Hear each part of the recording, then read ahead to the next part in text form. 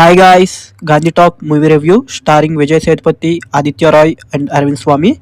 ఇంకా మనీ ఉంటే మాట్లాడక్కర్లేదు అనే పాయింట్ పైన తీశారు మూవీ అంతా. అయితే అదైతే గాంధీ టాక్స్ అని పెట్టారు టైటిల్ అయితే. అందుకే ఇంకా మూవీ అయితే ఇది ఒక ఎక్స్పెరిమెంటల్ మూవీ. ఇది ఇందులో అయితే అసలు ఒక డైలాగ్ కూడా ఉండదు. ఇది అన్ని లాంగ్వేజ్లోని చూడొచ్చు. ఇంకా ఏఆర్ రెహమాన్ గారు అయితే బీజిఎం ఇచ్చారు, సౌండ్ స్కోర్ చేశారు, మ్యూజిక్ ఇచ్చారు. బీజిఎం అయితే చాలా హెల్ప్ చేసిందని చెప్పాలి.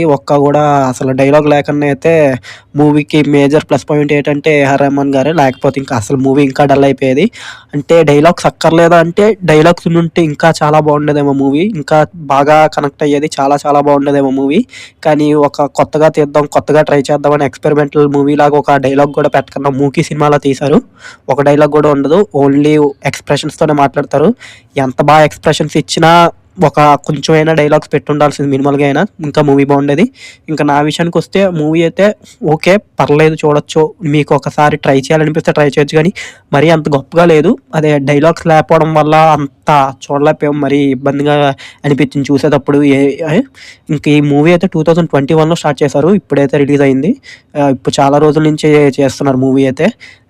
మూవీలో పర్ఫార్మెన్సెస్ బాగా చేసినా చాలా బాగానే హోల్డ్ చేశారు విజయ్ సేతుపతి గారు, మిగతా అందరూ అయితే పర్ఫార్మెన్స్తోని మూవీ ఎండ్ వరకు.